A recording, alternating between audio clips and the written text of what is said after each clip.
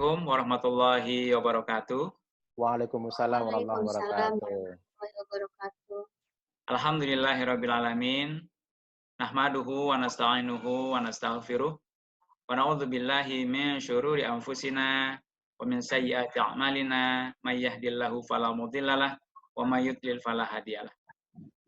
Asyhadu an la ilaha illallah wahdahu la syarikalah wa asyhadu anna Muhammadan abduhu wa rasuluh la nabiyya ba'da ma ba'd. Rabbi ja'alni muqimas sholati wa min dzurriyyati rabbana wa taqabbal du'a. Rabbi shrah li sadri wa yassir li amri wahlul 'uqdatam min lisani yafqahu qawli. Pertama dan utama kita panjatkan puja dan puji syukur kehadirat Allah Subhanahu wa taala atas segala limpahan, curahan, nikmat yang begitu banyak kepada kita sekalian, terutama nikmat iman, nikmat Islam, nikmat kesehatan, dan nikmat bisa menikmati hidangan dari Allah SWT berupa saum Ramadan. Kemudian kita sampaikan selawat serta salam pada baginda Rasulullah Sallallahu Alaihi Wasallam yang begitu cintanya kepada kita sekalian, berharap kita menjadi hamba-hamba Allah yang bertakwa. Mudah-mudahan kita dimasukkan kepada golongan umat Muhammad yang selamat dunia dan akhirat. Amin, amin ya rabbal alamin. Kemudian selanjutnya izinkan saya untuk menyapa orang tua kita, Bapak Dr. Aris Insinyur Aris Setianto Nugroho, MPD, yang sangat open terhadap kegiatan-kegiatan Tausiah Ramadan ini. Beliau juga mencetuskan ide ini, mudah-mudahan menjadi amal jariah bagi beliau dan kita semua. Kemudian juga kita juga menyapa narasumber kita yang sangat luar biasa, yaitu Profesor Dr. Ali Nurdin MA. Selamat datang, Prof.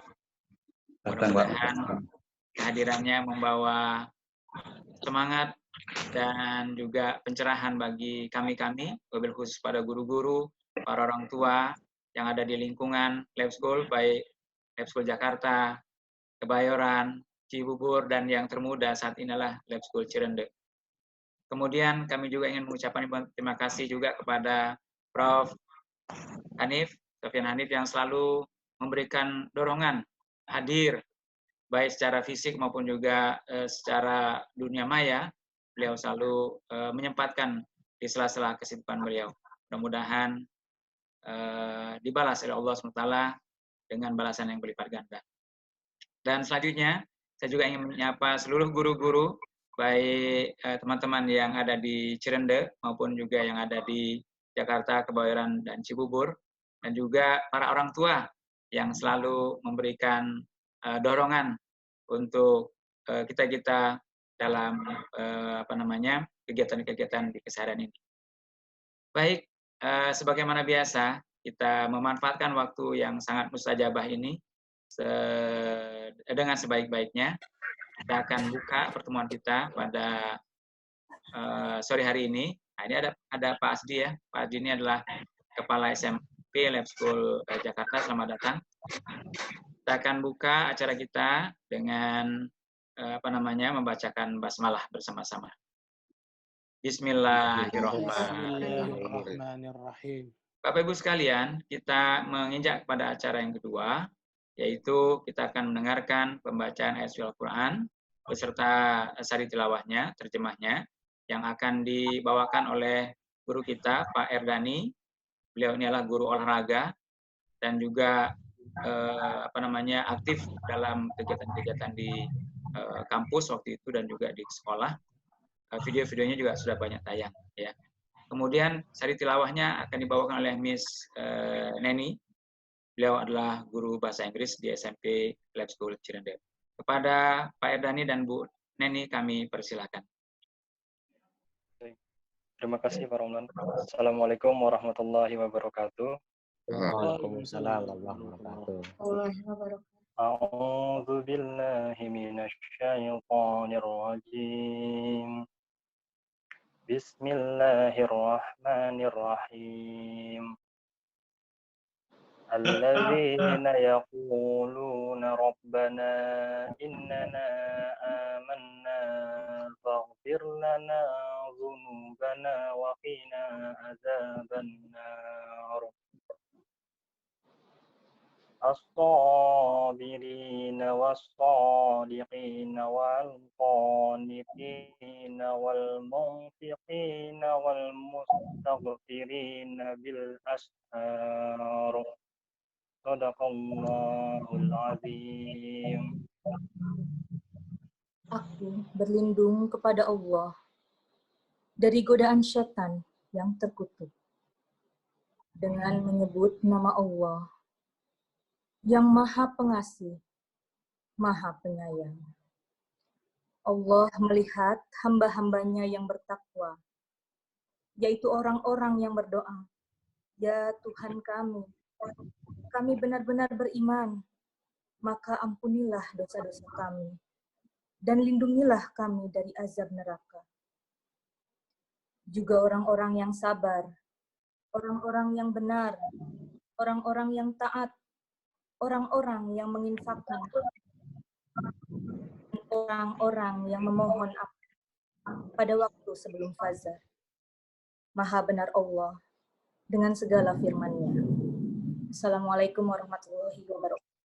Waalaikumsalam. Waalaikumsalam warahmatullahi wabarakatuh. Waalaikumsalam warahmatullahi wabarakatuh. Alhamdulillah. Terima kasih kepada Pak Erdani dan Ibu Neni yang telah membacakan 2 ayat dari surah Al-Imran ayat 16 dan 17. Mudah-mudahan ayat ini menjadi inspirasi bagi kita sekalian agar kita menjadi orang-orang yang bertakwa kepada Allah Subhanahu wa taala. Selanjutnya kita akan dengarkan sambutan. Sambutan yang pertama akan disampaikan oleh Bapak Dr. Insinyur Ari Setianto Nugroho. Kepada beliau kami persilakan. Terima kasih, Pak Roman. Bismillahirrahmanirrahim. Assalamualaikum warahmatullahi wabarakatuh. Waalaikumsalam warahmatullahi wabarakatuh. Yang saya hormati Profesor Ali Nurdin yang akan memberikan tausiah pada kita pada sore hari ini. Yang saya hormati Profesor Sofyan Hanif, Ketua BPS Yayasan Universitas Negeri Jakarta, Pembina Lab School, para kepala sekolah dan wakil kepala sekolah di lingkungan Lab School Jakarta, Kebayoran, Cibubur, dan Cirende, para guru-guru, dan para orang tua murid, serta rekan-rekan dari Yayasan Edukarsa yang hadir pada pengajian sore hari ini. Pertama-tama tentu marilah kita panjatkan puji syukur kehadirat Allah Subhanahu wa taala atas rahmat dan karunia-Nya sehingga kita bisa diberikan nikmat sehat, sehingga bisa hadir dan bergabung pada acara pengajian Lab School Cirende yang ketiga sore hari ini, yang insya Allah akan diisi oleh tausiah dari Profesor Ali Nurdin dengan judul bagaimana mengendalikan perilaku negatif umat manusia di bulan Ramadan. Bapak Ibu sekalian, saya kira kita nanti akan banyak bisa belajar dan menambah wawasan kita tentang bagaimana kita bisa membuat nilai tambah yang optimal di bulan puasa ini, dan diharapkan dengan tausiah dari Prof. Ali Nurdin nanti kita semua menjadi tercerahkan dan akhirnya nanti akan menjadi pribadi-pribadi yang lebih unggul setelah Ramadan ini berakhir. Tentu kualitas atau keberhasilan dari Ramadan itu ditentukan dari perilaku kita setelah 11 bulan nanti melewati Ramadan yang akan kita lalui. Bapak-Bapak, Ibu sekalian, saya kira tanpa panjang lebar, mari kita dengarkan nanti tausiah dari Prof. Ali Nurdin, dan kami ucapkan terima kasih kepada Prof. Ali Nurdin yang berkenan rawuh dan mengisi acara pengajian ini, dan kami mohonkan sambutan dari Prof. Sofyan Hanif, dan terima kasih kepada semua Bapak Ibu, Pak Romlan, Pak Yuro, Pak Raidil, Pak Herman, Bapak Ibu guru yang sudah berkenan menjadi panitia dan mensukseskan acara ini semua. Terima kasih. Wabillahi taufiq wal hidayah. Assalamualaikum warahmatullahi wabarakatuh. Waalaikumsalam. Waalaikumsalam warahmatullahi wabarakatuh. Terima kasih Pak Aris yang telah memberikan sambutannya dan juga memotivasi kita agar apa yang kita lakukan dari pertemuan pertama hingga yang ketiga ini tidak lain adalah bagaimana kita bisa meningkatkan keimanan dan ketakwaan kita kepada Allah Subhanahu wa Ta'ala. Baik, selanjutnya kita akan dengarkan sambutan yang kedua dari Profesor Dr. Sofyan Hanif. Beliau adalah Ketua BPS YPWNJ. Kepada Prof, kami persilakan. Ya, terima kasih. Assalamualaikum warahmatullahi wabarakatuh. Waalaikumsalam warahmatullahi wabarakatuh. Yang saya hormati Al-Mukarram Profesor Ali Nurdin. Yang saya hormati Ustadz Profesor Aristio Nugroho, pimpinan sekolah Letkul ya, Cirende, Kebayoran, Ramangun, dan Cibubur, para orang tua siswa, dan teman-teman para guru. Marilah kita selalu panjatkan puji syukur kehadirat Allah Subhanahu wa Ta'ala atas berkah dan rahmatnya semua dalam keadaan sehat dan dalam keberkahan Allah Subhanahu wa Ta'ala. Yang kedua, saya ini baru sampai juga di rumah di Tambun setelah tadi menengok berkunjung ke Cirende nih. Saya melihat langsung perkembangan sekolah Letkul Cirende. Nampaknya saya juga wawancara, saya juga cek tanya tukang, kebetulan tukangnya orang Semarang semua nih Pak Aris, saya tanya, kebetulan manajernya orang Semarang, orang Kedurungan, saya orang Bulu Stalan, Pasar Bulu, saya tanya tuh pegawainya. Mudah-mudahan saya juga cek tadi awal Juli sudah bisa mulai, memang sedikit rest, istirahat 2 hari atau 3 hari dari waktu nanti Lebaran itu kan. Memang ada sebagian yang pulang kampung ya, bukan mudik kan gitu. Yang berikutnya saya apresiasi sekali terhadap kegiatan dari Letkul Cirende, walaupun belum mulai sekolah tapi kegiatan sudah terus berjalan ini kan. Dengan berbagai kegiatan nampaknya juga apa yang digagas oleh Pak Aris tentunya semua mudah-mudahan semua akan berjalan, dan kami juga tadi hadir juga karena memang undangan ini saya hadir untuk meyakinkan juga para orang tua bahwa kami dari BPS Letkul UNJ terus memonitor bagaimana perkembangan bangunan sekolah dan mudah-mudahan semua bisa berjalan pada waktunya. Tentunya kami juga tadi diskusi di Ramangun, seandainya Juli sudah mulai pun kita tentunya protokol kesehatan kita juga akan berlakukan tentunya, karena mudah-mudahan semua akan berlalu pada ini. Saya kira itu saja, nanti karena mendengarkan Pak Prof. Ali Nurdin tentunya tausiah yang berkaitan memang mengendalikan hawa nafsu, mengendalikan hal-hal yang negatif supaya kita berpikir positif, ya, berpikir positif tentang pemerintah, berpikir positif tentang keadaan, situasi, itu memang kita perlukan untuk menyampaikan persepsi. Saya pikir itu saja. Sekali lagi terima kasih Prof. Ali Nurdin, Prof. Aris Nugroho kesempatan ini untuk menyelenggarakan kegiatan ini. Itu saja, wabillahi taufik wal hidayah. Wassalamualaikum warahmatullahi wabarakatuh. Waalaikumsalam warahmatullahi wabarakatuh. Alhamdulillah Bapak Ibu sekalian, kita telah mendengarkan sambutan yang intinya bahwa apa yang kita lakukan ini semata-mata dalam rangka untuk memberikan suatu motivasi dan juga menguatkan bahwa kita memiliki Allah Subhanahu wa Ta'ala yang mengendalikan segala sesuatu ini. Proses pembangunan gedung alhamdulillah berjalan dengan lancar. Kita berharap nanti akan selesai sesuai dengan waktunya, dan juga proses-proses yang lainnya mudah-mudahan diberikan kemudahan oleh Allah SWT. Saat ini kami juga sedang mengurus izin operasional dan lain sebagainya. Persiapan guru juga sudah disiapkan jauh-jauh hari. Mudah-mudahan kegiatan kita pada sore hari ini juga menjadi penguat, menjadi motivasi yang tinggi bagi kita sekalian, sehingga para orang tua juga yakin dan tenang bahwa kita bersungguh-sungguh untuk melaksanakan kegiatan-kegiatan pendidikan yang ada di Life School Trinity ini. Oleh karena itu, pada kesempatan sore hari ini, kita akan mengundang orang tua kita, penceramah kita yang sudah tidak asing lagi, yaitu Profesor Dr. Ali Nurdin MA. Beliau adalah Wakil Rektor PT IKI, Perguruan Tinggi Ilmu Quran.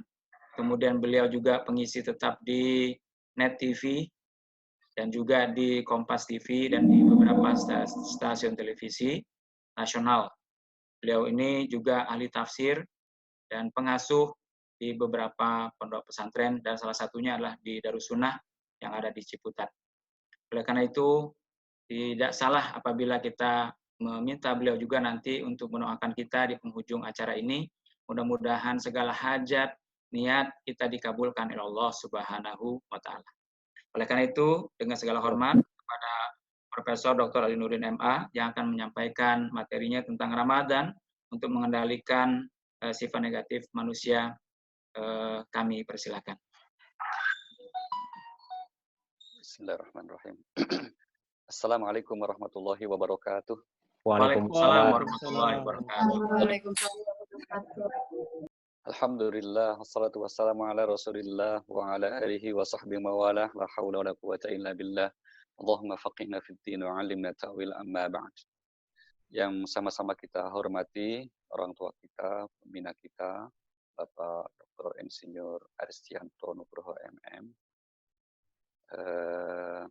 yang sudah sering ketemu juga dengan kami di beberapa kali kesempatan kajian. Alhamdulillah beliau terus berusaha untuk istiqomah. Prof. Sufyan Hanif, yang mungkin tetangga Prof. Kalau Prof tadi aslinya Semarang, saya Boyolali Prof, jadi kita tetangga ya dari daerahnya ya. Kemudian Bapak Ibu Guru yang saya hormati dan kami banggakan, salah satu majelis yang senantiasa kami hadir dan sangat membanggakan, membahagiakan adalah kalau bertemu dengan para pengajar. Kenapa? Karena saya meyakini di antara profesi yang mulia di sisi Allah itu adalah profesi menjadi seorang pengajar, baik dosen maupun guru. Karena apa? Karena seorang pengajar adalah melanjutkan tugas utama kerasulan. Jadi kalau orang tua kita, khususnya ibu kita, itu adalah wakilnya Allah di bumi ini, maka para guru yang telah mendidik kita dan para guru yang mengabdikan tenaga dan ilmunya untuk mencerdaskan anak-anak bangsa adalah pelanjut dari tugas kenabian. Karena tugas Nabi seperti diabadikan di Al-Quran itu Rasulam minhum yatslu alaihim ayatika wa yu'allimuhumul kitab wal hikmah wa yuzakkihim. Ada empat tupoksi seorang Nabi, tugas pokok fungsi Nabi itu berkaitan pendidikan, yang itu juga diulang 4 kali di dalam Al-Quran, di antaranya adalah mengajarkan ilmu. Maka saya ingin membesarkan dan sekaligus selalu memberi support kepada para Bapak Ibu Guru untuk senantiasa komitmen, konsisten, istiqomah, menekuni ya profesinya, karena insya Allah inilah profesi yang sangat mulia. Baik, ini sekedar pengantar, kemudian kita fokus pada tema kita Bapak Ibu, bagaimana puasa dan Ramadan umumnya dapat menjadi pengendali sifat negatif manusia. Di dalam Al-Quran kita temukan sekian rincian tentang sifat negatif manusia, yang seyogianya itu semua dapat kita kendalikan melalui rangkaian ibadah Ramadan dan puasa khususnya. Mari kita mulai yang pertama, manusia memiliki sifat negatif yang disebut suka melampaui batas. Misalnya disebut di surah nomor 96, surah Al-Alaq, ayat 6-7. Kalla innal insana layatagha. Ketahuilah, sesungguhnya manusia suka bersikap melampaui batas. Ar-ra'ahu istaghna, ketika merasa dirinya serba hebat. Ini saya sengaja cantumkan di poin yang pertama, karena seluruh keburukan itu berawal dari ada sikap yang melampaui batas. Seseorang yang melampaui batas dalam segala aspeknya pasti akan menimbulkan masalah. Biasanya manusia melampaui batas ada disebabkan beberapa motif ataupun pendorongnya. Yang pertama kita ambil contoh, misalnya ada orang yang bersikap melampaui batas karena merasa dirinya serba berkuasa. Itu yang dalam Al-Quran disebut sebagai contohnya adalah Fir'aun. Fir'aun bukan hanya merasa hebat, merasa kuasa, bahkan berani mengklaim dirinya, Ana Rabbukumul A'la, saya Tuhan yang maha tinggi. Tapi kita tahu bagaimana akhir kehidupan Fir'aun. Yang kedua, ada orang yang merasa hebat karena faktor hartanya. Al-Quran memberi contoh seorang tokoh yang bernama Qarun. Saking kayanya Qarun ini sampai kemudian menjadi sebuah mitos. Kita yang mungkin di Indonesia atau di suatu wilayah, kalau menemukan satu harta yang kemudian tidak diketahui siapa pemiliknya, kita akan langsung mengatakan dia telah menemukan harta karun. Itu diambil, diabadikan dari seorang tokoh yang bernama Qarun, yang disebut di surah Al-Qasas, dari ayat yang ke-76 sampai 81. Kita tahu bagaimana ending kehidupan si Qarun ini juga. Kesalahan utamanya hanya menyatakan bahwa keberhasilan saya semata-mata karena kecerdasan dan kerja keras saya. Yang itulah yang menjadikan Allah tidak berkenan. Yang ketiga, boleh jadi ada orang yang melampaui batas karena kecerdasannya, karena ilmunya. Al-Quran memberi contoh seorang tokoh yang bernama Haman. Dia merasa sebagai orang yang paling cerdas, sebagai orang yang paling pintar, sehingga kemudian sikapnya melampaui batas. Na'udzubillahi min dzalik. Satu lagi, kita ingin garis bawahi di sini, ada orang yang bersikap melampaui batas karena ibadahnya. Ini yang saya kira perlu kita garis bawahi betul, dan salah satu tindakan atau sifat ekstremisme, radikalisme, itu diantaranya karena faktor ini, yaitu merasa diri paling hebat, paling dekat sama Tuhan, paling suci. Padahal Allah menegaskan di surah 53, surah An-Najm pada ayat yang ke-32, apa kata Allah? Fala tuzakku anfusakum huwa a'lamu biman ittaqa. Jangan pernah menganggap dirimu suci. Karena apa? Karena yang tahu siapa di antara kita yang bertakwa hanyalah Allah Subhanahu wa taala. Maka kami sangat berharap bahwa anak-anak kita khususnya di lab school, dan kami sudah yakin dengan kawalan yayasan dan Prof. Hanif dan juga Pak Aris, insya Allah yang disampaikan materi dalam konteks pembelajaran agama adalah yang memang ajaran yang menguatkan kita, merekatkan kita, menyatukan kita. Tidak sebaliknya yang membuat distingsi, yang kemudian memecah belah di antara umat kita.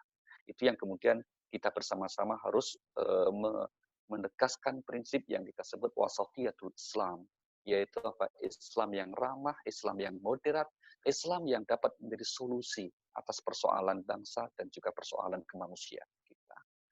Dan itu hanya bisa ditempuh dengan melalui pendekatan memahami ajaran ini, yaitu secara moderat, di mana tidak berlebihan, tidak bersikap ekstrim, mau kanan maupun kiri dan seterusnya. Salah satu bentuk itu kita bersikap rendah hati terhadap bentuk kebaikan dan ibadah yang kita kerjakan. Karena Allah pesan tadi, jangan menganggap dirimu suci. Karena yang tahu siapa di antara kita yang bertakwa, hakikatnya itu adalah Allah Subhanahu wa ta'ala. Maka sikap melampaui batas dalam segala aspeknya, jangankan untuk yang tidak baik, amal kebaikan saja, kalau itu melampaui batas, itu tidak boleh di dalam agama kita. Kita ambil contoh misalnya, kalau seseorang berinfak, tapi kemudian menyerahkan semua miliknya misalnya, itu kemudian akan dikenai sanksi oleh Allah, ditegur dengan ungkapan di surah 25 Al-Furqan ayat 67. Apa kata Allah? Walladzina idza anfaqu lam yusrifu wa lam yaqturu wa kana baina dzalika qawama. Orang-orang yang dikasihi oleh Allah itu kalau dia meninfakkan hartanya, membelanjakannya, tidak boros, ya, tidak semuanya diserahkan, tapi juga tidak bakhil, tidak pelit. Ada di antara pertengahan. Dan itulah inti ajaran agama kita. Tidak terlalu melangit, tapi juga tidak materialistik terlalu membumi. Tidak kemudian berlebihan dalam segala aspeknya. Ini yang kita ingin garis bawahi, karena biasanya sikap inilah yang menjadi pemicu sekaligus pemacu perbuatan buruk yang ada dalam masyarakat kita. Baik. Kemudian yang kedua, sifat negatif yang ada pada manusia disebut di Al-Quran sampai 2 kali. Yang pertama di surah Al-Isra pada ayat yang ke-11, yang kedua di surah Al-Anbiya surah 21 ayat yang ke-37. Khuliqal insanu min ajal, yaitu manusia memang diciptakan memiliki sifat negatif, suka tergesa-gesa, terburu-buru. Ini yang saya kira selama Ramadan kita diajarkan mampu untuk mengendalikan diri kita. Jangan tergesa-gesa, jangan terburu-buru. Allah Subhanahu wa Ta'ala mengelola hidup ini dengan berdasar pada apa? Pada aspek proses yang waktunya pasti telah ditentukan oleh Allah Subhanahu wa Ta'ala. Maka sifat tergesa-gesa harus kita kendalikan dengan cara apa? Dengan cara menguatkan kesabaran kita. Membangun pribadi yang sabar, yaitu mampu mengendalikan diri di saat ada tekanan. Maka sungguh beruntung orang-orang yang berusaha sungguh-sungguh untuk menjadikan pribadinya apa? Memiliki kesabaran. Dan bagaimana Al-Quran menjelaskan tentang hal ini, keutamaannya, Bapak Ibu, bayangkan di Al-Quran itu kita temukan ungkapan sabar dengan segala variasi. Ada as-sabirin misalnya, ada wasbir, dan seterusnya. Sampai 100 kali diulang. Ini menunjukkan arti pentingnya sikap sabar. Maka kalau orang sanggup untuk mendidik pribadinya menjadi pribadi yang sabar, maka insya Allah dia akan 50% kehidupannya sudah berada di jalur keberuntungan, jalur kesuksesan. Karena memang Allah akan memberi pertolongan atas orang-orang yang sabar. Di surah 2 Al-Baqarah 153 misalnya Allah berfirman, Ya ayyuhalladzina amanu sta'inu bis-sabri was-salah. Wahai orang-orang yang beriman, mintalah pertolongan kepada Allah nomor 1 apa? Dengan kesabaran. Baru sempurnakan dengan doa-doa kita, dengan ibadah kita. Sabar dalam konteks ini kita kaitkan dengan tidak ketergesaan. Karena umumnya manusia memang kalau disebut di Al-Quran salah satunya apa? Pengen segera segala sesuatunya itu. Kalau ingin kebaikan, berdoa untuk minta sesuatu, kalau bisa tadi malam berdoa, pagi langsung dikabulkan. Kalau sedang mendapatkan musibah, bencana, kalau bisa segera dihilangkan. Tentu saja kita meyakini Allah Maha Kuasa. Bagi Allah mudah sekali kalau untuk segera mengangkat wabah COVID-19 ini. Kalau segera menyelesaikannya, bisa saja Allah. Tapi kalau seandainya ini belum selesai, pasti itu ada hikmah. Ada seorang petani besok menanam, langsung minggu depan panen. Bisa saja kalau Allah mau. Tapi itu tidak ditempuh oleh Allah dalam memanage kehidupan makhluknya ini. Karena apa? Pasti juga ada hikmah. Di antara hikmahnya apa? Agar manusia berlatih untuk menjadi sabar. Sehingga setiap kesulitan yang ditimpakan oleh Allah kepada hambanya, pasti memiliki misi mulia di antara untuk mengukur kualitas kesabaran seseorang. Ini di antara yang disebut di surah nomor 3 Ali Imran ayat yang ke-142. Di mana Allah berfirman dalam ayat itu, Am hasibtum an tadkhulul jannah walamma ya'lamillahu alladhina jahadu minkum wa ya'lamas sabirin. Apakah kalian mengira akan masuk surga padahal belum nyata siapa di antara kalian yang bersungguh-sungguh dan belum nyata siapa yang sabar. Supaya nyata bagaimana? ada kemudian cara Allah memberikan ujian kehidupan atas kita semua.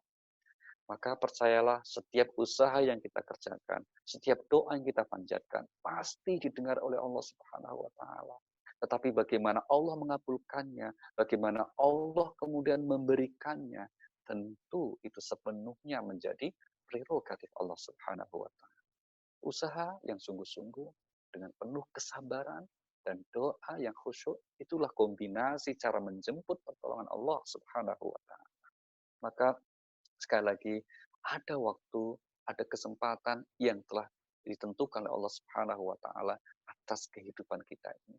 Maka penting untuk mendidik kita agar bersabar, agar tidak bersikap tergesa-gesa. Mungkin ada pertanyaan, bagaimana membedakan bahwa kesabaran dengan kelambatan misalnya? Apakah tidak boleh untuk melakukan sesuatu itu dengan dipercepat misalnya? Kita setuju dengan prinsip lebih cepat lebih baik. Tapi yang dilarang adalah ketergesaan sampai mengabaikan norma. Di antara sifat tergesa yang dilarang dalam agama adalah ketika seseorang itu menabrak norma, menabrak aturan, shortcut, ya, potong kompas, ingin segera berhasil, itu yang dikecam dalam agama kita. Karena masing-masing ada prosesnya. Masing-masing telah ditetapkan oleh Allah kapan saatnya sesuatu itu kemudian akan membawa hasilnya. Maka kalau kita menilai hanya dari hasil akhir, terkadang kita akan kecewa dalam menjalani hidup ini. Tapi Allah Subhanahu wa Ta'ala membuat patokan bahwa yang akan dinilai adalah usaha proses ikhtiar kita. Sekedar contoh misalnya, Rasulullah Shallallahu Alaihi Wasallam, kalau kita lihat dari segi hasilnya, 13 tahun dakwah di Mekah, tidak ada yang bisa mengatakan beliau berhasil. Karena apa? Yang beriman berapa orang? Nggak sampai ratusan, hanya puluhan orang. Bayangkan 13 tahun berdakwah. Ditambah 10 tahun di Madinah. Misalnya gitu. Tapi adakah orang yang berani mengatakan Rasulullah tidak berhasil? Bahkan orang yang tidak seiman pun menempatkan Rasulullah Sallallahu Alaihi Wasallam adalah manusia yang paling berpengaruh besar di kehidupan manusia di dunia ini. Di antaranya seorang orientalis yang bernama Michael Hart, ketika menulis 100 ranking orang yang paling berpengaruh di dunia, nomor 1 siapa? Nabi kita. Padahal kalau kita lihat saat itu, kita menilai apa? Kurang berhasil. Tapi karena memang Allah nanti yang akan menyempurnakan. Maka Bapak Ibu sekarang yang sedang merintis untuk membangun sekolah lab school di Cirende, biasanya memang tidak mudah untuk mengawali sesuatu. Tapi percayalah, tetesan keringat kita dengan niat yang baik untuk memulai pembangunan itu, pada akhirnya nanti waktu yang akan menunjukkan inilah hasil jerih payah, hasil kesungguhan, hasil kesabaran semua pihak sehingga dapat terwujud dan pada akhirnya dapat memberi kontribusi kebaikan kepada kemanusiaan kita. Ini yang kedua, maka mohon bersabar untuk tidak tergesa-gesa dalam segala aspek kehidupan kita. Yang ketiga, ada sifat negatif manusia yang disebut di Al-Quran, yaitu bersikap pelit atau kikir. Ini disebut di surah nomor 4, surah An-Nisa, ayat yang ke-128. Di mana Allah berfirman, wa uhdhiratil anfususyuh. Ya, tabiat manusia itu kikir. Kita tidak ingin bicara masalah seputar baik dalam arti materi saja, tapi kita ingin bicara satu aspek yang penting dalam pendidikan kita, itu apa? Kecerdasan sosial. Kita ingin anak-anak kita bukan sekedar nantinya itu berhasil secara akademis, tapi mereka harus memiliki perangkat kecerdasan, terutama kecerdasan untuk membangun hubungan sesama yang baik. Bagaimana kemudian agar memiliki akhlak perilaku yang baik, karena itu yang akan menjadikan masa depan anak-anak kita itu baik. Saya kira kita sudah sepakat yang sudah lama berkecimpung dalam dunia pendidikan, bahwa paradigma kecerdasan sudah bergeser jauh sudah dari awal yang kita kenal, di mana pada mulanya misalnya orang begitu mengagumkan yang disebut sebagai intelijensia, kecerdasan intelektual, kecerdasan akademis, dan dalam perkembangannya kemudian itu tidak memberi sumbangan apapun dalam kehidupan sosial kita yang tidak lebih dari 25%. Tapi apa? Tapi bagaimana membangun anak-anak kita, tentu saja melalui berbagai macam ikhtiar yang bisa kita lakukan, termasuk ikhtiar seperti sekarang ini. sentuhan-sentuhan rohani, sentuhan-sentuhan spiritual. Di mana ketika anak kita nanti yang menjadi orang-orang yang mau untuk memiliki sikap empati, sosial yang baik, Al-Quran mengatakan hidup mereka pasti akan diberi keberuntungan oleh Allah. Ada 2 kali disebut di Al-Quran, ya, surah 64 ayat 16, surah 59 ayat 9, redaksinya sama. Wa may yuqa syuhha nafsihi fa ulaika humul muflihun. Barang siapa yang dijauhkan dari egois, individualis, sifat pikir, mereka itulah orang-orang yang beruntung. Dan ini berlaku universal. Artinya apa? Tidak hanya untuk orang muslim. Seorang non-muslim, bahkan ateis sekalipun, meskipun mungkin motifnya itu humanisme, tentu bukan motif agama, bukan motif niat ikhlas, seperti kita sebagai muslim. Kalau dia kemudian mau membangun jaringan sosial, hatinya senantiasa tergerak untuk membantu, hidup mereka pasti akan diliputi keberuntungan. Itu sudah janji hukum Tuhan yang kita sebut dengan istilah sunnatullah. Sunnatullahnya seperti itu. Maka mohon maaf kalau saya pribadi, saya lebih suka bergaul dengan orang yang boleh jadi pengamalan agamanya tidak seberapa, mungkin imannya atau bahkan non-muslim sekalipun, asal perilaku sosialnya baik, itu lebih nyaman bagi kita untuk diajak kerjasama. Daripada na'udzubillah min dzalik, misalnya secara formal dia seorang muslim, tapi kok pelit, maaf, egois begitu. Ini poin di sini penting Bapak Ibu, karena Rasul kita diutus itu, kata Al-Quran apa? Li'utammima makarimal akhlak, kata hadis Nabi. Ya, untuk menyempurnakan akhlak yang mulia. Maka Rasulullah itu dipuji oleh Al-Quran, surah 68 ayat yang keempat. Apa? Wa innaka la'ala khuluqin azim. Sungguh engkau, wahai Nabi, memiliki pribadi budi pekerti yang luhur. Sholat Nabi pasti paling khusyuk. Umroh haji Nabi pasti paling mabrur. Zikir Nabi pasti paling istiqomah. Tapi ritual Rasulullah itu tidak ada yang dipuji di dalam Al-Quran. Misalnya yang muji, wahai Nabi, sungguh engkau sholatmu sangat khusyuk. Tidak ada. Kenapa? Yang ada apa? Sungguh Nabi, engkau memiliki pribadi budi pekerti yang luhur. Maka betul yang disampaikan Pak Aris tadi bahwa ibadah puasa khususnya Ramadan umumnya itu bukan untuk Ramadan ini, tapi untuk 11 bulan Ramadan agar kita memiliki sikap sosial yang baik. Bahkan kami para ulama menyimpulkan ciri Ramadan kita itu baik kalau 11 bulan di luar Ramadan nanti memiliki pribadi yang baik. Maka membangun sebuah tim untuk mencapai tujuan bersama adalah contoh konkret bagaimana kecerdasan sosial itu bisa menggerakkan. Ada orang-orang cerdas yang kita punya, tapi mereka tidak bekerja sama dalam sebuah tim. Jangan berharap bahwa nanti tujuan kita akan berhasil. Tapi ketika kita bersama-sama menyatukan satu visi kita, untuk kemudian menyatukan energi kita bersama-sama, energi positif kita, untuk membangun, mencapai tujuan bersama, itu akan terasa mudah. Karena apa? Janji Allah sudah begitu. Di samping diberi keberuntungan, apa kata lagi? Di surah nomor 92, ayat yang kelima dan sampai 7, Allah berfirman, فَأَمَّا مَنْ أَعْطَى وَاتَّقَى وَصَدَّقَ بِالْحُسْنَى فَسَنُيَسِّرُهُ لِلْيُسْرَى. Kami akan jadikan segala urusanmu mudah. Apa? Kalau kalian memiliki sikap empati sosial yang cukup. Apalagi disertai dengan kita mengharap ridha Allah Subhanahu wa Ta'ala. Baik. Yang keempat, ini sikap negatif manusia yang semestinya dapat kita eliminir melalui rangkaian ibadah Ramadan kita. Apa? Di surah 70, surah Al-Ma'arij, ayat yang ke-19 sampai 21, manusia memiliki sifat negatif, suka berkeluh kesah. Innal insana khuliqa halu'a. Idza massahu syarru jazu'a wa idza massahu khairu manu'a.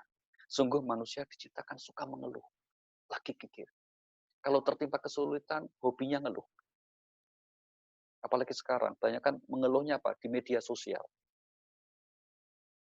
Kalau kita perhatikan media sosial, umumnya lebih banyak energi negatifnya karena mengeluh. Kalau tidak mengeluh, mesti mencari kambing hitam. Siapa yang bisa disalahkan? Itu bukan sikap yang baik. Ambil contoh misalnya status-status di media sosial, di WA. Setiap hari mungkin hari Senin mengeluh, kenapa harus aku yang mengalami? Sampai kapan ini terjadi? Ada yang nanya malah apa dosaku? Dan seterusnya. Tentu itu tidak ada satupun tindakan yang isinya keluh kesah yang membantu menyelesaikan masalah. Tidak ada. Yang ada justru sebaliknya. Temat solusi, jalan keluar. Yang sebenarnya pasti ada. Karena di Al-Quran Allah berfirman sampai 2 kali disebut penegasan di surah Asy-Syarr, surah 94 pada ayat yang ke-5 dan ke-6. Apa firman Allah? Inna ma'al usri yusra. Dalam kaidah tafsir, Bapak dan Ibu, ketika Allah menyebut kata dalam bentuk definitif atau ma'rifat 2 kali, dan bentuk indefinitif, nakirah 2 kali, itu berbeda konteksnya. Maksudnya apa? Di sini Allah menyebut kata kesulitan dengan definitif. Ada al, ada the. Berarti hakikatnya satu. Sedangkan ketika menyebut kata kemudahan, yusran, itu dengan indefinitif atau kalimat nakirah, atau isim nakirah, itu berarti apa? Hakikatnya itu adalah 2 hal yang berbeda. Sehingga kesimpulannya apa? Janji Allah atas setiap kesulitan, ada 2 kemudahan yang disiapkan oleh Allah Subhanahu wa Ta'ala. Tapi kemudahan-kemudahan yang sebenarnya satu paket dengan kesulitan itu seringkali tertutupi oleh keluhan. Tertutupi oleh banyaknya kita mengeluh. Akhirnya buntu. Padahal tidak ada dalam kehidupan ini bagi seorang muslim yang disebut jalan buntu. Tidak ada. Yang ada adalah pikiran orang yang buntu. Jalan hidup tidak pernah buntu, karena itu sudah janji Allah. Allah sudah menjanjikan di surah 29 ayat 69, walladzina jahadu fina lanahdiyannahum subulana. Yang bersungguh-sungguh ingin menempuh jalanku, pasti aku akan berikan jalan keluar. Jadi kalau menurut perkiraan kita, kehidupan kita, kok dia jalan di depan sepertinya buntu, yakinlah, percayalah, itu bukan jalan buntu. Itu hanya tikungan. Kalau kita terus berjalan, Allah siapkan jalannya kemudian, lanjutannya. Maka semakin orang mengeluh, hanya akan semakin menambah beban kehidupan. Apakah betul tertutup? Kita tidak boleh mengeluh sama sekali. Nah, ini penting saya kira ingin garis bawahi. Jawabannya tentu saja ada. Ada keluhan yang diizinkan dan dibolehkan dalam agama kita. Yaitu apa? Kita mengeluh kepada Yang Maha Kuasa. Kita menyampaikan masalah kehidupan kita kepada Allah Subhanahu wa Ta'ala. Itu yang kemudian dicontohkan oleh para utusan Allah, para nabi. Nabi Yakub mengeluhkan anak-anaknya, ya, yang 10 jumlahnya yang mohon maaf sikapnya tidak baik terhadap saudaranya yaitu Yusuf. Apa keluhan Yakub di Al-Quran? Di surah 12 ayat 86 itu, dia mengeluhnya begini, innama ashku bathi wa husni ilallah. Aku mengeluhkan duka deritaku, kesusahanku, kesedihanku hanya kepada Allah. Nah, sholat, ya, baik yang fardu maupun yang sunnah, dapat kita jadikan sebagai media kita untuk mengadukan masalah kita kepada Allah Subhanahu wa Ta'ala. Maka jangan pernah mengadu di media sosial yang kita tidak tahu kepada siapa. Tapi mengadulah, mengeluh kepada Allah. Kalau kepada sesama manusia apa? Tidak boleh. Kalau keyakinan kita, orang yang kita sampaikan keluhan itu dapat membantu, paling tidak menasihati kita, maka boleh. Kita sakit ke dokter, ngeluh, ya itu jelas. Dokter tidak mungkin akan memberikan resep yang benar kalau kita tidak menyampaikan keluhan kita. Kalau ada dokter yang bertanya, apa keluhannya Pak? Maaf dok, saya nggak mengeluh. Bagaimana nanti bersolusi? Maka boleh kita mengeluh. Kita mengeluh kepada pimpinan kita yang kita yakini senantiasa mensupport, memberi dorongan untuk memberikan bantuan nasihat jalan keluar, boleh. Yang sekali lagi dilarang dalam agama adalah mengeluh yang tujuannya adalah tidak rela atas apa yang terjadi. Mengeluh di mana tidak merelakan atas ketentuan Allah yang terjadi. Maka kemudian ungkapan sering kita dengar, sungguh ini tidak adil, apa salahku, apa dosaku, itu hanya akan menambah masalah, bahkan dosa di sisi Allah Subhanahu wa Ta'ala. Kalau dalam sebuah hadis qudsi, Allah Subhanahu wa Ta'ala berfirman bahwa bagi yang tidak rela atas ketentuanku, silahkan keluar dari bumiku dan silahkan mencari Tuhan selain aku. Na'udzubillah. Baik. Satu lagi Bapak Ibu, ada sifat negatif manusia yang seyogianya ini kita hindari dan kita kelola dengan baik, yaitu manusia, kata Al-Quran, suka bersikap zalim. Suka bersikap zalim. Yaitu apa? Berbuat aniaya. Surah nomor 33, surah Al-Ahzab ayat 72, Allah berfirman, A'udzubillahi minasyaitonir rajim, Inna aradna al-amanata 'ala as-samawati wal ardi wal jibal fa abayna an yahmilnaha wa ashfaqna minha wa hamalaha al-insan innahu kana zaluman jahula. Sungguh kami telah menawarkan amanah. Amanah ini para ahli tafsir macam-macam menafsirkannya. Ada yang menyebut itu adalah amanah syariat agama. Tapi di antara pendapat yang paling sesuai dengan konteks ini apa? Amanah artinya taklif, yaitu apa? Satu bentuk pilihan yang diberikan hanya kepada manusia oleh Allah Subhanahu wa taala. Malaikat tidak punya taklif. Binatang apalagi? Malaikat punya kecerdasan, tidak punya akal, hawa nafsu. Binatang punya hawa nafsu, tidak punya ruh kecerdasan. Sehingga yang manusia yang kemudian dianugerahi oleh Allah taklif, yaitu apa? Untuk memilih sesuatu. Dia diberi pilihan mau sabar atau mengeluh. Dia diberi pilihan untuk memilih jalan yang baik atau yang buruk. Dia diberi pilihan untuk kemudian bersyukur atau kemudian sombong. Nah, kemudian tapi kata Allah kebanyakan manusia justru memilih yang merugikan dirinya sendiri. Na'udzubillah min dzalik. Itu yang disebut manusia berlaku zalim. Ya. Maka diabadikan di Al-Qur'an sekian banyak nabi bahkan itu ketika telah melanggar satu bentuk larangan Allah, mereka dalam doanya mengaku telah berbuat zalim terhadap dirinya sendiri. Nabi Adam berdoa, Rabbana zalamna anfusana. Nabi Musa berdoa, Rabbi inni zalamtu nafsi. Nabi Yunus berdoa, La ilaha illa anta, subhanaka inni kuntu minadh dhalimin. Maka penting untuk senantiasa kita menyandarkan keyakinan kita sambil terus memohon kepada Allah Subhanahu wa taala kiranya kita diberi petunjuk untuk dapat menempuh jalan yang lurus sehingga tidak menzalimi diri kita sendiri apalagi orang lain. Demikian yang dapat kita sampaikan tentang sekelumit penjelasan Al-Qur'an, bagaimana agar seluruh rangkaian ibadah kita ini dapat menjadikan pribadi kita lebih positif, lebih baik, dan senantiasa dapat berprasangka baik kepada Allah Subhanahu wa taala dan juga kepada sesama kita. Kami kembalikan ke moderator kita. Wassalamualaikum warahmatullahi wabarakatuh. Waalaikumsalam warahmatullahi wabarakatuh. Alhamdulillah, Bapak Ibu sekalian, kita sudah mendengarkan kajian kita pada sore hari ini. Ada banyak hal yang tadi kita tangkap, ya, terutama poin-poinnya adalah ternyata kita ini di samping sifat-sifat baik, ada juga sifat-sifat yang tidak baik yang harus kita kendalikan. Ya. Di antaranya sifat yang tidak baik itu adalah melampaui batas. Ya, melampaui batas. Jadi ini perlu kita perdalami lagi, ya, karena ternyata berlebihan itu ternyata tidak baik.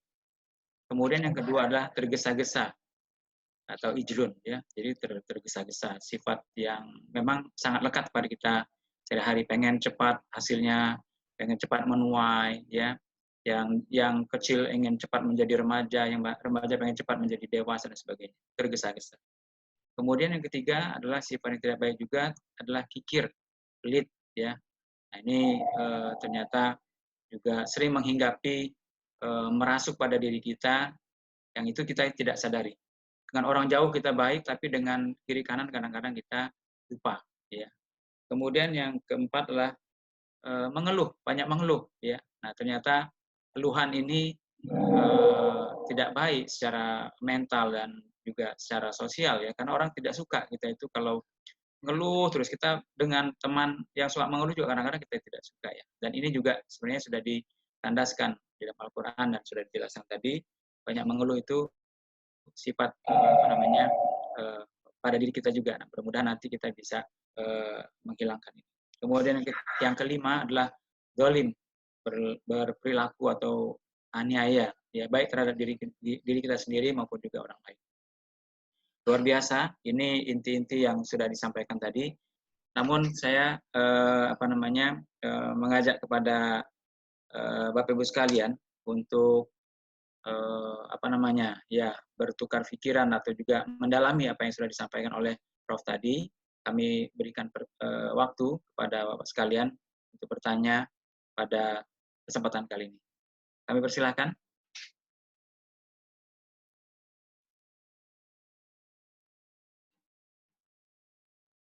Silakan Bapak Ibu sekalian untuk bertanya. Boleh lewat chat juga, jika berkenan lewat chat juga nggak apa-apa Bapak Ibu sekalian.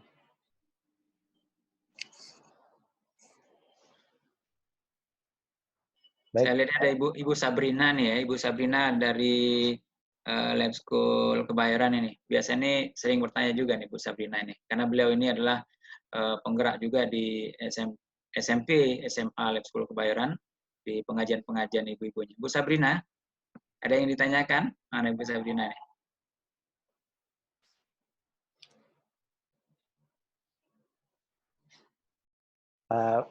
Pak Romlan mungkin boleh saya dulu Pak Bro?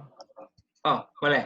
Pak Redil ya, silakan. Pak Redil ini kepala sekolah kita di SMA Lab School Cirende. Silakan Pak Redil. Baik, bismillahirrahmanirrahim. Assalamualaikum warahmatullahi wabarakatuh. Waalaikumsalam warahmatullahi wabarakatuh. Terima kasih Prof. Ali Nurdin yang memberikan tausiahnya yang singkat tapi padat luar biasa untuk kita diberikan pencerahan terhadap problematika kekinian khususnya. Nah ini Prof. Ali Nurdin, ini kan terkait dengan bagaimana kita bisa memanage diri kita agar berpikir positif seperti itu. Sudah banyak buku mungkin tentang bagaimana kita harus berpikir positif seperti itu, tapi faktanya itu kita banyak ditemukan, ya seperti tadi Prof. Ali Nurdin sampaikan, di media sosial seperti itu tidak bisa dicegah gitu, seperti itu. Nah, ini tentunya kami sebagai pendidik, apalagi kami sebagai pimpinan sekolah, berupaya terus bagaimana caranya itu bisa memberikan mengubah paradigma anak-anak itu, apalagi guru seperti itu yang memberikan contoh agar bisa berpikir positif seperti itu.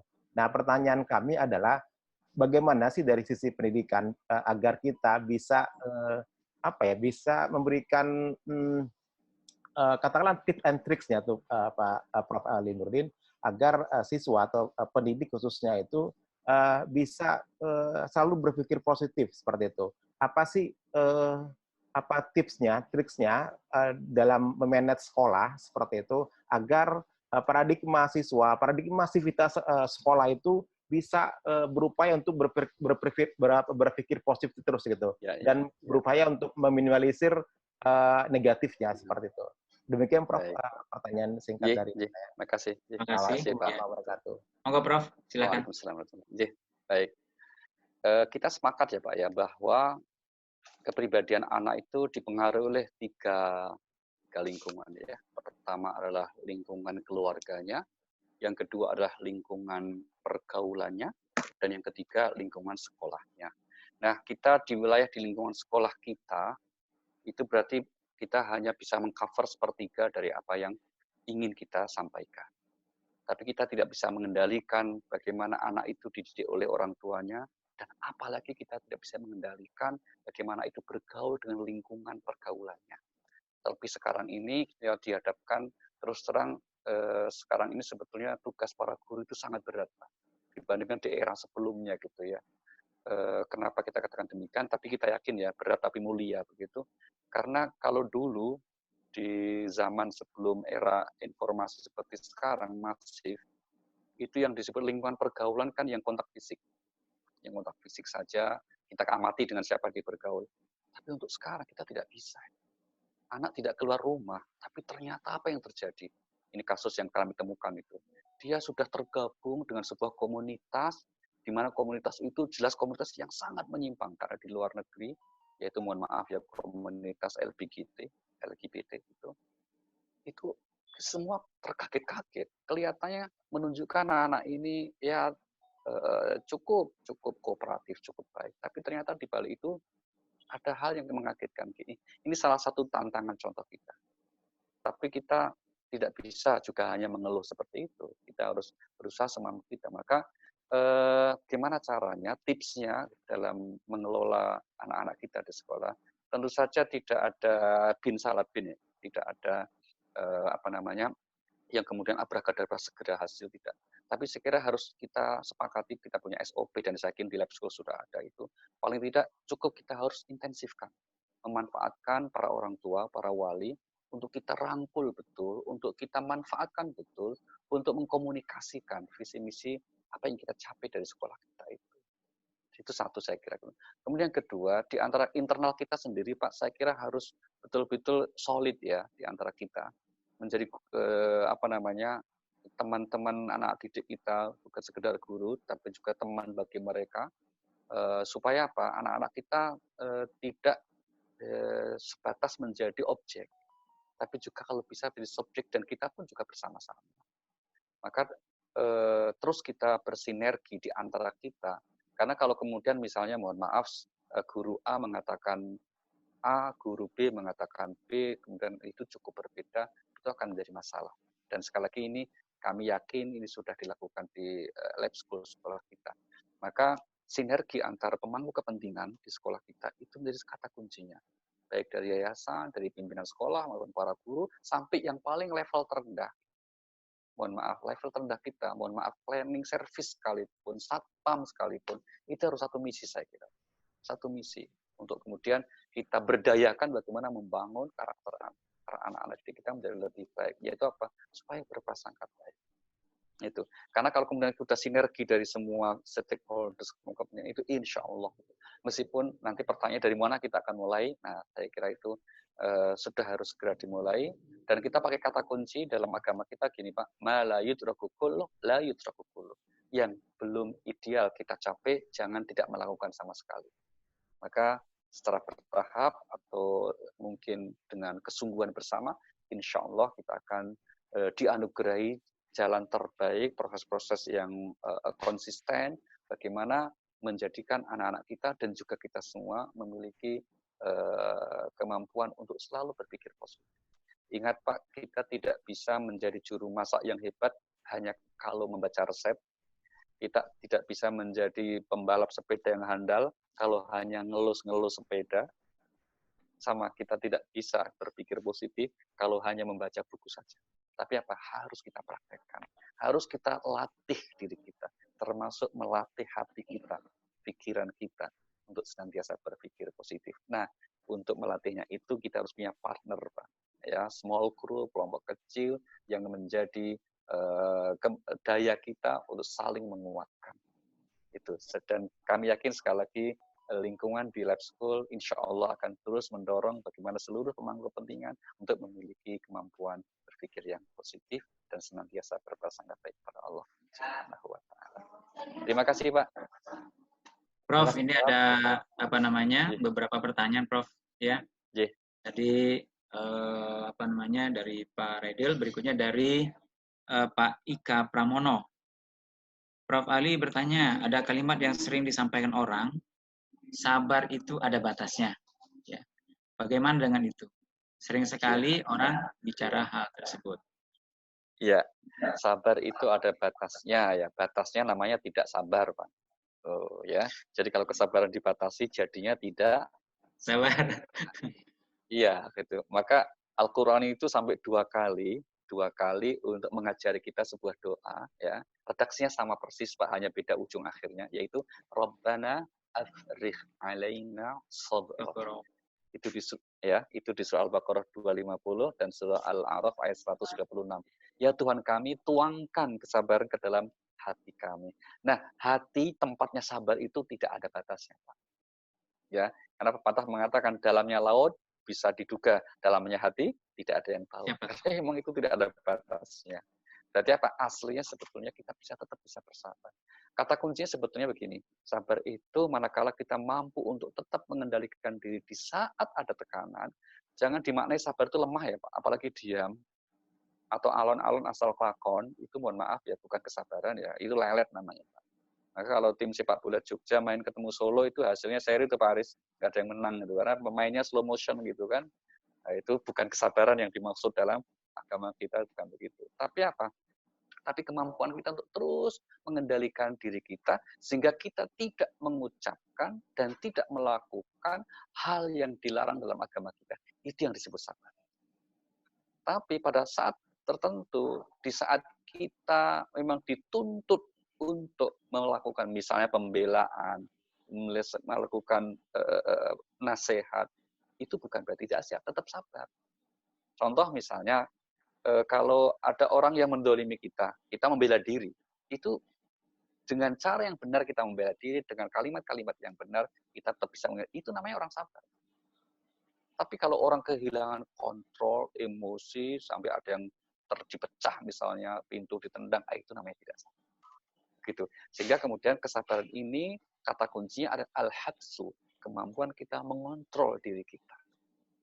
Nah, ketika kita masih mampu itu dalam batas apapun, maka insya Allah kita termasuk kategori yang sabar. Termasuk ketika kita membela diri, ketika kita termasuk menuntut hak kita, dengan cara yang benar, itu juga termasuk kesabaran. Gitu ya. Sehingga ungkapan yang tadi, sabar itu ada batasnya, ya mungkin itu ungkapan untuk nyenang-nyenangin diri lah Pak, kira-kira gitu, untuk kemudian menunjukkan bahwa ketidaksabarannya itu masih boleh kok, kira-kira gitulah, disebut dengan sabar itu ada batasnya. Terima kasih, Pak Ika. Ya. Prof, ini berikutnya dari Pak Muhammad Alimuddin Thohir. Ya, Bapak, saya mohon izin ingin bertanya. Terkadang dalam setiap persoalan hidup itu sering muncul, setiap orang pun justru juga butuh orang yang dianggap bisa mendengarkan dan memberikan saran dengan baik. Iya. Saya sering, Prof, di posisi ini. Namun terkadang cerita atau curhatan yang dilakukan kerabat saya, menurut pandangan saya seperti gibah. Nah, menurut Profesor bagaimana baiknya posisi saya sebagai pendengar? Lalu kiranya bagaimana cara yang baik agar dapat mengurangi obrolan hal yang tidak baik tersebut? Baik. Pertama, ketika siapa tadi, Pak Alimuddin ya, ada yang berkenan untuk curhat kepada Bapak, itu doa Pak, disyukuri, alhamdulillah. Berarti ada orang yang kemudian menuntun, ya, dalam hal ini Allah menuntun seseorang itu untuk datang ke Bapak. Ini anugerah dari Allah. Karena apa? Berarti orang tersebut paling tidak yang sering curhat itu menaruh kepercayaan terhadap Bapak sebagai orang yang baik, sebagai orang yang diharapkan bisa memberikan pertolongan nasihatnya. Itu satu sisi harus syukur, alhamdulillah. Karena kemampuan untuk mendengar curhatan orang itu jadi satu bentuk keterampilan, satu bentuk membutuhkan kebesaran hati. Karena tidak sedikit orang yang jangankan mau curhat, itu baru ngomong sedikit sudah merasa saya juga punya masalah, ngapain sih itu lapor sama saya, kira-kira gitu. Akhirnya orang tidak lagi mau seperti itu. Nah, bagaimana kalau ada orang yang curhat, minta nasihat, tapi kok ada ribahnya? Nah, Imam An-Nawawi, ya, Shahibur Riyadhus Shalihin, seorang ulama besar, ya, yang menulis kitab juga Riyadhus Shalihin namanya itu, dan banyak karya beliau itu. Beliau kemudian ini juga didukung oleh ulama-ulama lain gitu ya. Tidak semua ribah dilarang, Pak. Ya. Ada ribah yang dibenarkan dan dibolehkan. Membuka aib itu tidak semuanya dilarang. Tetap ada yang bahkan wajib. Wajib buka aibnya. Kapan saatnya wajib itu? Kalau kita tahu ada orang yang jahat, Pak. Kejahatannya itu sudah bukan katanya lagi. Misalnya kita sudah jadi korban, maka kita harus sampaikan ke yang lain. Kalau perlu lihat media sosial, hati-hati dengan orang ini fotonya nih. Ini sudah berulang-ulang mencuri, berulang-ulang ketangkep misalnya. Maka Bapak nggak usah heran kalau di Masjid Sunda Kelapa misalnya itu di depan itu ada foto orang yang sudah ketangkep karena telah mencuri sepatu, mencuri sandal. Dipasang itu. Itu kan buka aib. Tapi boleh. Tujuannya apa? Amar ma'ruf nahi munkar. Untuk menyelamatkan yang lain supaya tidak menjadi korban. Yang kedua, di pengadilan misalnya seorang saksi. Maka ketika ditanya oleh hakim, saudara saksi, apakah Anda tahu yang dilakukan terdakwa? Tahu Pak Hakim. Bisa diceritakan? Maaf Pak Hakim, itu aib. Enggak boleh. Harus diceritakan. Karena kalau kemudian kita menutupi perbuatan buruknya dengan dalih membuka menutupi aib orang, itu justru kita nanti akan dianggap sebagai menutupi perbuatan buruk. Wajib kita katakan yang kita ketahui, meskipun itu aib yang bersangkutan. Yang ketiga, ini contohnya adalah kalau kita kata Imam Nawawi apa? Istiftah, minta nasihat. Memang kalau kita minta nasihat, termasuk minta pandangan-pandangan keagamaan, mau nggak mau mungkin harus membuka aib, misalnya seorang istri yang dia mengalami masalah dalam rumah tangganya. Kalau dia ingin minta nasihatnya, bagaimana solusinya buat saya itu? Kenapa Bu? Suami saya gini gimana? Maaf itu aib. Kan nggak mungkin kita akan menasihatkan Bu. Mau nggak mau dia harus ceritakan. Dan kita nggak apa-apa mendengarkannya, karena apa? Kita mendengarkan untuk membantu memberi solusi. Kita mendengarkannya bukan menikmati, terus nanti juga merendahkan, terus nyebar-nyebar aibnya. Nah, kalau itu dosa. Nggak boleh. Tapi kalau kemudian ketika orang berkata kepada kita, membuka dalam tanda petik aib keluarganya untuk minta solusi, satu sisi orang itu telah percaya kepada kita, Pak. Pasti kita dinilai bisa menyimpan rahasia hal yang tidak baik atas keluarganya. Maka tugas kita apa? Memastikan untuk memberi nasihat yang benar. Kalau perlu dikulik, kenapa? Sejak kapan suami tidak memberi nafkah? Sejak sekian lama, bahkan dia juga melakukan KDRT, tidak bertanggung jawab. Aib semua suami dibongkar, tapi benar tujuannya untuk mencari solusi. Sehingga kemudian kita bisa mengatakan, oh iya kalau begitu kamu punya hak untuk begini-begini. Kalau perlu mungkin dipertemukan suaminya, bagaimana versi suaminya, supaya kemudian kita mendapatkan tidak satu versi, dan seterusnya. Maka sekali lagi, ketika ada orang yang curhat kepada kita, dalam tanda petik membuka aibnya, kita yang mendengarkannya, kalau niat ingin membantunya, atau paling tidak niat berempati, dia sedang tertekan, biarlah muntah semua masalahnya, insya Allah itu bukan suatu dosa. Bahkan itu pahala. Maka penelitian di Amerika itu mengatakan orang yang suka mendengarkan curhatan orang, ya, itu akan dianugerahi jantung yang sehat dan panjang umur, Pak. Karena apa? Kemampuannya untuk kemudian mendengarkan, terus kemudian bisa memotivasi orang, itu akan menjadikan hidupnya itu nyaman. Sehingga sirkulasi jantung, darah di jantungnya itu menjadi normal, bahkan sehat. Maka sekali lagi disyukuri, maka sekali lagi itu bukan suatu dosa ya Pak ya, kalau kita mendengarkan curhatan orang yang kemudian membuka aibnya, nah sekali lagi baru menjadi dosa kalau kemudian kita ikut menjelekkan, apalagi terus menyebarkan aib yang bersangkutan. Na'udzubillah min dzalik. Terima kasih Pak Alimudin. Saya kembalikan. Baik. Terima kasih. Jadi begitu pentingnya niat, Prof ya. Iya, sekali. Dari niat itu yang tadinya aib itu ternyata bisa menjadi positif. Prof, ini masih ada beberapa pertanyaan dari Ibu Hesti Wulandari. Assalamualaikum warahmatullahi wabarakatuh. Ingin bertanya terkait dengan sabar. Apakah ada perbedaan antara sabar dengan pasrah? Terima kasih. Baik. Terima kasih Bu Hesti. Kalau sabar berasal dari bahasa Arab ya, dari bahasa Al-Qur'an. Nah, kalau pasrah itu berasal dari bahasa Jawa. Nah, sebetulnya ada titik singgungnya, ya. Tapi ada perbedaan. Kalau sabar di Al-Qur'an itu berkonotasi kemampuan untuk terus konsisten di jalan yang baik. Jadi ada effort, ada usaha, ada kerja keras yang sungguh-sungguh. Itu sabar. Maka tadi di ayat yang kita awal sebut di surah 2153 itu syarat untuk memperoleh pertolongan Allah ista'inu bis-sabri, ya, mintalah dengan kesabaran. Maksudnya apa? Dengan usaha yang sungguh-sungguh, tidak mudah menyerah. Kira-kira begitu. Contohnya apa? Murid kalau pengen pinter ya belajar yang sabar, yang tekun. Nah, ketekunan belajar itu masuk kategori kesabaran usaha itu. Gitu. Jangan pakai rumus kemudian misalnya pengen pinter tapi pakai bin salabin, tidak ada cerita. Pengen panen ya harus nanam, pengen hasil ya harus usaha. Itu maka usaha, belajar, menanam itu simbol kesabaran atau simbol usaha dengan kesabaran. Nah, pasrah itu artinya pada hasil akhirnya seperti apa, nah kita pasrah menyerahkan kepada Allah Subhanahu wa taala. Itu pasrah yang positif. Tapi kalau pasrah yang negatif, tidak didahului usaha sama sekali, udah saya pasrah aja lah, mati ya mati, itu namanya putus asa. Berbeda.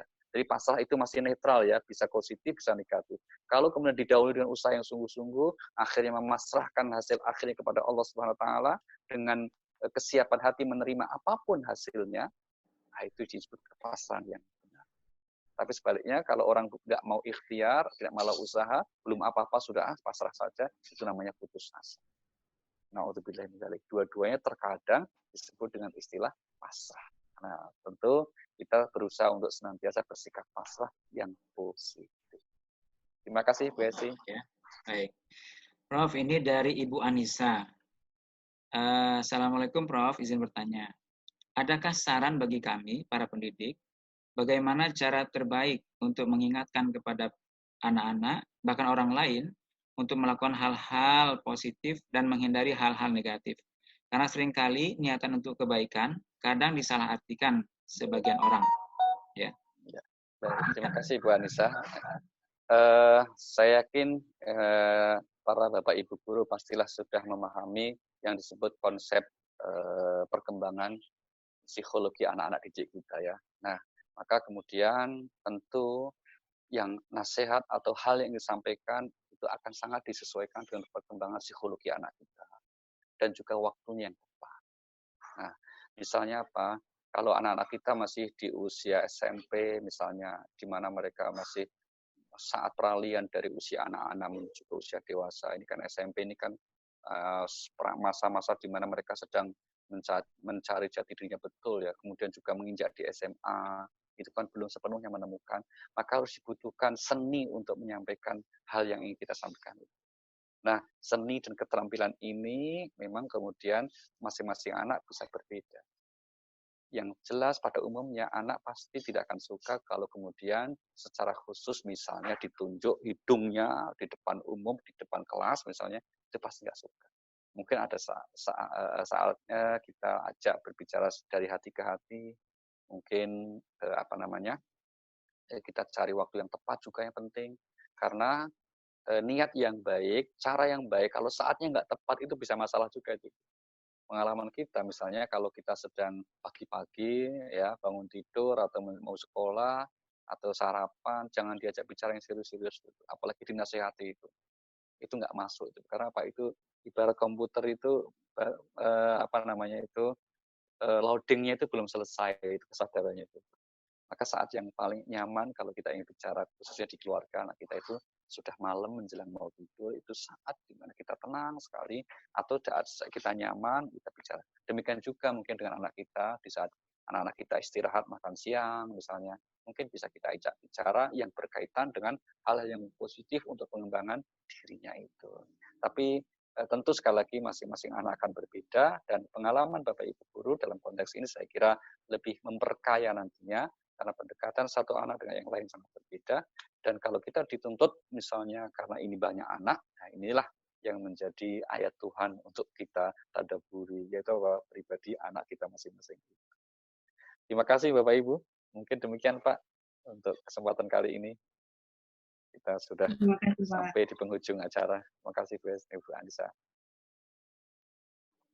Baik, terima kasih Prof. Kita akan mengakhiri acara kita pada sore hari ini dengan sama-sama berdoa kepada Allah Ta'ala dengan segala hormat. Mohon didoakan juga kepada anak-anak kami yang saat ini sedang belajar, baik di lab school maupun juga di luar lab school, yang saat ini mereka banyak mengalami tekanan, ya, maksudnya dengan pembelajaran jarak jauh, sehari dua hari mungkin senang, tapi ternyata setelah berbulan-bulan banyak di antara mereka tuh mengalami kerinduan untuk berjumpa dengan teman-teman, dengan guru-gurunya. Mudah-mudahan doa kita pada sore ini yang dipimpin oleh Prof. Ali Nurdin dikabulkan oleh Allah Subhanahu wa taala. Kemudian yang kedua, guru-guru kami juga Prof, mudah-mudahan diberikan kesabaran, ketabahan, kekuatan lahir maupun batin untuk betul-betul menjadi penyambung lidah baginda Rasulullah SAW, yaitu menyampaikan akhlakul karimah, contoh-contoh yang terbaik. Pada Prof. Ali Nurdin kami persilakan. A'udzubillahi minasyaitonirrajim. Bismillahirrahmanirrahim. Allahumma shalli ala sayyidina Muhammad wa ala sayyidina Muhammad. Allahumma ya Allah, Engkau Maha Pembuka dan Maha Lembut. Bukakan kelembutan hati kami ya Allah dengan kebijaksanaan-Mu. Allahumma ya Allah, ya Fattahu, ya Razzaq. Engkau Maha Pemberi karunia. Anugerahkan kebaikan-kebaikan Engkau kepada kami semua ya Allah. Allahumma ya Fattahu, ya Hakim, ya Allah. Ya Allah, Engkau Maha Lembut, Engkau Maha Pembuka dan Maha Bijaksana. Bukakan kepada kami kebijaksanaan dari Engkau, ya Allah, sehingga dapat senantiasa bersikap bijaksana dalam segala respon kehidupan kita. Ya Allah, ya Allahumma ya Fattahu ya Alim, ya Allah, Engkau Maha Pembuka dan Maha Mengetahui. Anugerahkan dan bukakan pintu-pintu pengetahuan-Mu untuk kami semua, ya Allah, sehingga semakin bijak dalam menyikapi persoalan. Ya Allah, ya Nur, Engkau adalah pemberi cahaya. Anugerahkan cahaya kepada kami semua, kepada hati kami semua, sehingga dapat menerangi kehidupan kami dalam mendidik anak-anak kami, sehingga nantinya menjadi jariah bagi kami semuanya. Ya Allah, kabulkanlah doa kami dan anugerahkan kebaikan untuk kami semua. Rabbana atina fid dunya hasanah wa fil akhirati hasanah wa qina adzabannar. Walhamdulillahirabbil alamin. Terima kasih. Mohon maaf. Wassalamualaikum warahmatullahi wabarakatuh. Waalaikumsalam warahmatullahi wabarakatuh. Bapak Ibu sekalian, alhamdulillah kita sudah berada di akhir acara. Namun seperti biasa, sebelum kita meninggalkan ruangan maya ini, kita untuk sama-sama menatap di lensa kamera kita untuk diabadikan. Kita foto bersama dulu. Tolong videonya di-on-kan dulu ya. Ya, silakan videonya di-on-kan. Baik. Bapak Ibu sekalian, mari kita sempurnakan dengan sama-sama membaca hamdalah. Alhamdulillahirabbil alamin. Subhanakallahumma wa bihamdika asyhadu an la ilaha illa anta astaghfiruka wa atubu ilaik. Atas nama teman-teman semuanya, mengucapkan ribuan terima kasih kepada Prof. Alinuddin dan juga Prof. Safian dan semua teman-teman sekalian. Kita sudahi pertemuan kita pada sore hari ini.